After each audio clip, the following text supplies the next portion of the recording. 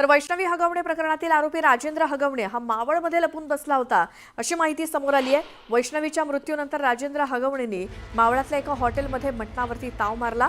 नंतर जुना पुणे मुंबई महामार्गावरनं कामशेत मार्गे तो फरार झाला।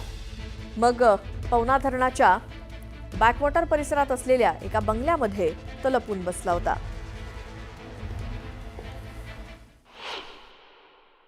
या घटनेची बिलकुल काही मला माहिती नाहीये आणि 13 तारखेपासून ते 18 तारखेपर्यंत माझ्या मुलाचं 13 तारखेला लग्न होतं। 8 दिवस माझ्या घरी कार्यक्रम होते।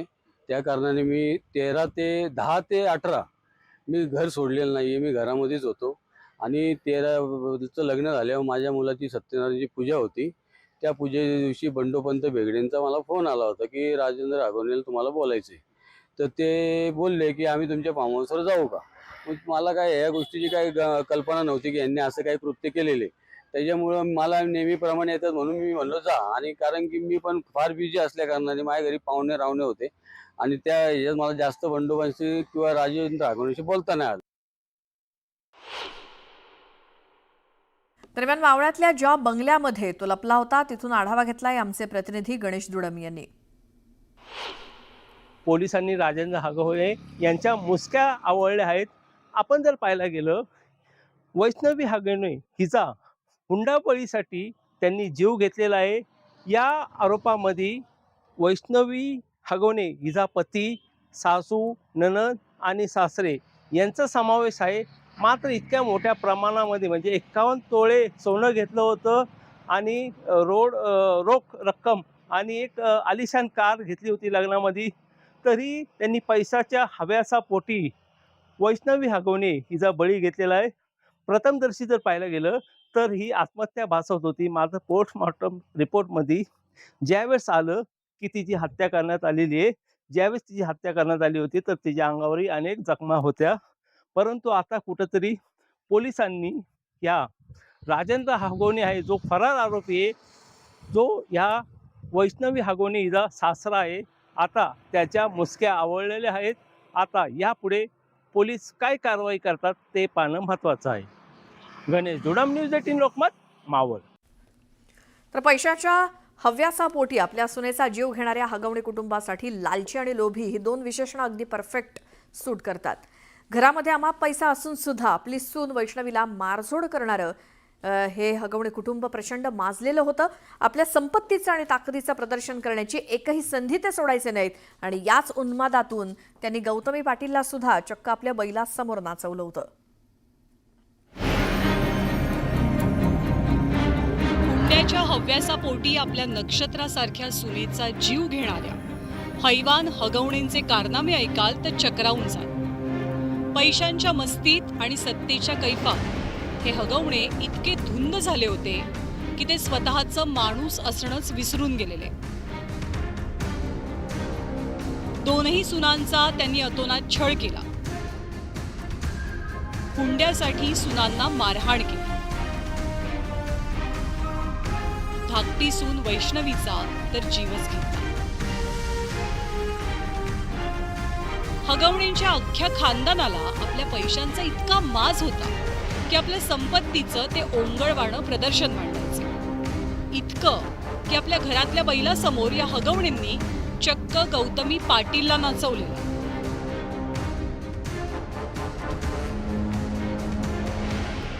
हगवणे फक्त पैशांनी माजले होते असं नाही, तर आपल्या राजकीय कनेक्शनच्या जोरावर त्यांचं लोकांना धमकावणं सुरू असायचं।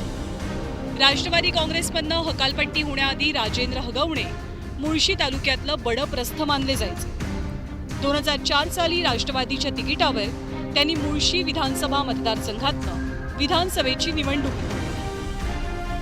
या निवडणुकीत शिवसेनेच्या शरद ढमालेंनी त्यांचा पराभव केला, पण आमदारकीला पराभूत होऊन सुद्धा त्यांनी आपल्या राजकीय ओळखींच्या जोरावर मुळशी पट्ट्यात आपल्या नावाचा दबदबा कायम ठेवला।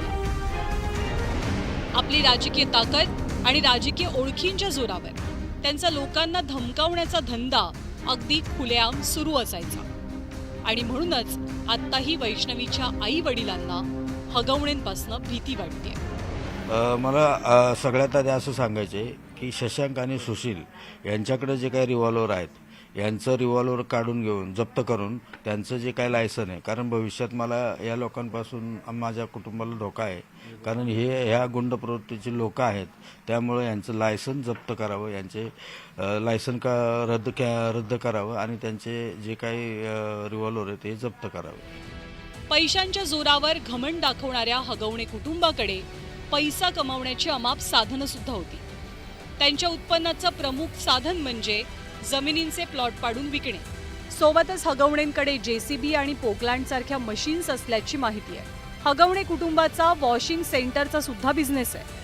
तर सुशील आणि शशांक हगवणे दोघेही बांधकाम व्यवसायात सक्रिय असल्याचं कळतंय. अशा या विविध मार्गातनं हगवणे खोऱ्यानं पैसा कमवत होते. पण त्यांच्या पैशांची हाव इतकी मोठी झालेली की त्यांनी आपल्या सुनांना सुद्धा पैशासाठी छळण्याचा धंदा सुरू केलेला. त्यांना जन्मठेपेची शिक्षा झाली पाहिजे आणि त्या पुरुष नराधमांबरोबर त्या ज्या 2 बायका आहेत त्यांनी तरी बाई माणसाची प्रतिमा जपायला हवी होती, पण त्यांनी सुद्धा त्यांना साथ दिली या सगळ्या गोष्टीमध्ये. तर यांना सगळ्यांना जन्मठेपेची शिक्षा झाली पाहिजे या नराधमांना. पैशांसाठी हपापलेले आणि आपल्याच घरातल्या सुनांचा सन्मान न ठेवणारे हगवणेंसारखे लोक समाजासाठी एक मोठा कलंक आहेत. आणि असे कलंक कायमस्वरूपी मिटवण्यासाठी हगवणेंच्या अख्ख्या कुटुंबाला कठोरातली कठोर शिक्षा होणं गरजेचं आहे. वैभव सोनवणेसह bureau report, news 18 Lokmat, Pune. तर वैष्णवी हगवणे आत्महत्या प्रकरणावरनं महिला आयोगाच्या अध्यक्षा रुपाली चाकणकर आणि रोहिणी खडसेंमध्ये जुंपली आहे. महिला आयोगानं वेळीच दखल घेतली असती तर वैष्णवीचा जीव गेला नसता अशी टीका रोहिणी खडसेंनी केली होती. त्यावरती आता महिला आयोगाच्या अध्यक्षा रुपाली चाकणकरांनी बोचरी टीका केल्यामुळे या 2 महिलांमध्ये शाब्दिक युद्ध रंगल्याचं दिसतंय. की जर महिला आयोगाकडे तक्रार नोंदवल्या गेली, पोलीस स्टेशनला ही तक्रार नोंदवल्या गेली, तर ती कारवाई का झाली नाही, तुम्ही कारवाई काय केली हे पण उत्तर द्यावं. आणि एवढे दिवस झाल्यानंतर आज महिला आयोगाच्या अध्यक्ष इथे येऊन जर भेटत असतील तर याला काय म्हणावं आपण. म्हणजे त्यांना पक्षाचे कार्यक्रम करायला वेळ मिळतोय, त्या सातारा, सांगली, कोल्हापूर कुठे कुठे पक्षाचा कार्यक्रम करायला फिरतायत, पण त्यांना इथे यायला वेळ मिळत नाहीये. माझी या निमित्ताने मागणी आहे की महिला आयोग हे पद पूर्ण 24 तास जो व्यक्ती वेळ देऊ शकत असेल आणि महिलांना न्याय देऊ शकत असेल अशाच व्यक्तीकडे सरकारने हे पद द्यावं. महिला आयोग काय करताय, आयोगाच्या माध्यमातून किती केसेस निकालात निघतात, त्यांच्यासाठी आवर्जून हा डेटा आहे. खरं तर मला हा डेटा दाखवायची गरज नव्हती, पण चिल्लरचा 2 दिवसात जास्त आवाज यायला लागला, त्याच्यामुळे हे दाखवणं गरजेचं पडलं. चिल्लर त्या म्हणताय की आणि आज इतके संवैधानिक पदावर असताना त्या प्रचार करताय, प्रसार करताय, भाषण करताय, त्यांच्या त्या काम नाहीये. पण तुम्ही वैयक्तिक आरोप सुद्धा करता की सुंदर दिसतात म्हणून पद मिळालं. हा, त्याच्यासाठी, क्योंकि त्या पण म्हणताय ना की ते पैसे घेऊन बोलताय लोक आणि पेमेंट घेऊन बोलताय. त्या कसं असं म्हणू शकता, तो आम्ही पण असं म्हणू शकता की तुम्ही सुंदर दिसताय त्याच्यासाठी तुम्हाला पद मिळालेलं आहे, तुमचे कार्यभारवर तुम्हाला पद मिळालेलं नाहीये. यानंतर सांगलीतनं एक मोठी संतापजनक घटना समोर आली होती. म्हणजे वैद्यकीय अभ्यासक्रमाच्या 3ऱ्या वर्षाचं शिक्षण घेणाऱ्या एका विद्यार्थिनीवरती सामूहिक बलात्कार झालाय. 18 मे रोजी पीडित विद्यार्थिनी आपल्या मित्रांसोबत सिनेमा पाहण्यासाठी गेली होती. त्यानंतर तिला फ्लॅटवरती नेऊन गुंगीचं औषध देऊन बेशुद्ध अवस्थेत तिच्यावर अत्याचार करण्यात आला. त्यानंतर आरोपींनी पीडित तरुणीला जीवे मारण्याची धमकी दिली. तिनं आपल्या आईवडिलांना हा सगळा प्रकार सांगितला. मग त्यांनी पुण्यातल्या विश्रामबाग पोलीस ठाण्यात गुन्हा दाखल करत काही तासातच 3ही आरोपींच्या मुसक्या आवळल्या. कोर्टानं तिघांचीही 27 मेपर्यंत पोलीस कोठडीत रवानगी केली आहे.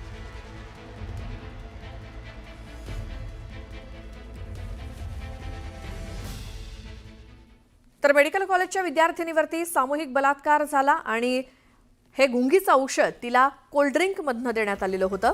आरोपी आणि पीडित विद्यार्थिनी एकाच कॉलेजचे विद्यार्थी आहेत आणि कोल्ड्रिंकमधनं तिला गुंगीचं औषध दिलं गेलं. रविवारी म्हणजे 18 मे रोजी या पीडित विद्यार्थिनीला आरोपी चित्रपट बघण्यासाठी घेऊन गेले होते आणि हा चित्रपट बघून झाल्यानंतर रात्री आरोपी तिला आपल्या फ्लॅटवरती घेऊन गेले आणि तिथेच तिला कोल्ड्रिंकमधनं गुंगीचं औषध दिलं. आरोपीने पीडित विद्यार्थिनीला कोल्ड्रिंकमधनं गुंगीचं औषध दिलं आणि त्यानंतर पीडित विद्यार्थिनीवरती बेशुद्ध अवस्थेत या तिघांनीही बलात्कार केला. ही धक्कादायक घटना सांगलीमध्ये घडली आहे. काही वेळानंतर पीडित विद्यार्थिनी शुद्धीत आली आणि तिनं आरोपींना जाब विचारला. मात्र तिथे त्या आरोपींनी तिला जीवे मारण्याची धमकी दिली आणि त्यामुळे मग या घाबरलेल्या विद्यार्थिनीवरती आपल्या रूमवरती परतल्यावर पीडितेनं आपल्या आई-वडिलांना सगळी ही घटना सांगितली आणि मग तिच्या आई-वडिलांनी, तिच्या पालकांनी तत्काळ विश्रामबाग पोलिसात गुन्हा दाखल केला. आणि त्याचसोबत विनय पाटील, सर्वज्ञ गायकवाड आणि तन्मय पेडणेकर या तिघा आरोपींना सध्या अटक करण्यात आली आहे. विश्रामबाग पोलीस ठाणे हद्दीमध्ये वैद्यकीय शिक्षण घेत असलेल्या विद्यार्थिनीवर सामूहिक अत्याचार झाल्याबाबतची घटना उघडकीस आलेली आहे. सदरबाबत विश्रामबाग पोलीस ठाण्यामध्ये गुन्हा नोंद करण्यात आलेला असून त्यामध्ये 3 आरोपी असल्याचे नमूद आहे. त्या अनुषंगाने तात्काळ त्या 3 आरोपींना अटक करण्यात आलेली आहे. अटक केल्यानंतर सदर आरोपींपैकी 2 आरोपी हे तिचे वर्गमित्र असल्याचे निष्पन्न झालेले आहे. सदर आरोपींना माननीय न्यायालयासमोर हजर केले असता माननीय न्यायालयाने 6 दिवस पोलीस कोठडी रिमांड मंजूर केलेला आहे. सदर गुन्ह्याचा तपास आम्ही स्वतः करीत असून सदर गुन्ह्याचा तपास शीघ्रगतीने करून माननीय न्यायालयात दोषारोपपत्र लवकरात लवकर सादर करीत आहोत. आणखी एक महत्त्वाची बातमी आहे. सोलापुरात घरगुती हिंसाचारावरनं एका विवाहित महिलेला बेदम मारहाण करण्यात आली आणि हा अत्याचाराचा धक्कादायक प्रकार समोर आलाय. टेंभुर्णीमधील महिलेला दीर आणि जाऊ यांच्याकडनं ही मारहाण झाली आहे. या मारहाणीच्या घटनेनंतर चित्रा भोसलेंच्या शरीरावर मारल्याचे व्रण दिसत आहेत. या मारहाणीत त्यांच्या कानाचा पडदा फाटल्याचा आरोप नातेवाईकांनी केलाय. यापूर्वी त्यांचा हुंड्याच्या पैशासाठी छळ करण्यात आला होता. 2 वर्षांनंतर भोसले कुटुंबियांनी चित्रा भोसले यांना नांदवण्यासाठी लेखी हमी दिल्यानंतर त्या नांदायला गेल्या. दरम्यान चित्रा भोसले यांना जीवे मारण्याचा प्रयत्न केल्याचा आरोप त्यांच्या नातेवाईकांनी केलाय आणि यासंबंधी टेंभुर्णी पोलिसात गुन्हा दाखल करण्यात आलाय. अद्याप अटक मात्र कुणाला करण्यात आलेली नाही. जेव्हा त्याचा मुलगा घरी आला तेव्हा मुलाला त्याला दवाखान्यात जबरदस्ती घेऊन आला ते गपचूप. परत मी बाकी इलाज केला इथं आल्यानंतर पोलीस स्टेशन तक्रार पण दिली तर त्यांनी नॉर्मल तक्रार घेतली. त्यांना विष पाजून पाजण्याचा प्रयत्न केला होता. ते 307चा गुन्हा दाखल करायला पाहिजे होता तर त्यांनी 324चा केला. आणि तो जो आरोपी आहे निलेश लक्ष्मण भोसले हा वकील आहे. या वकील असल्याकारणाने त्याला थोडा सॉफ्ट कॉर्नर दिला जातो आहे आणि त्याची आता त्यांचं काय साठगाठ आहे ती माहीत नाही आपल्याला, पण खूप त्याला सपोर्ट केला जातो आहे पोलीस स्टेशनमधून.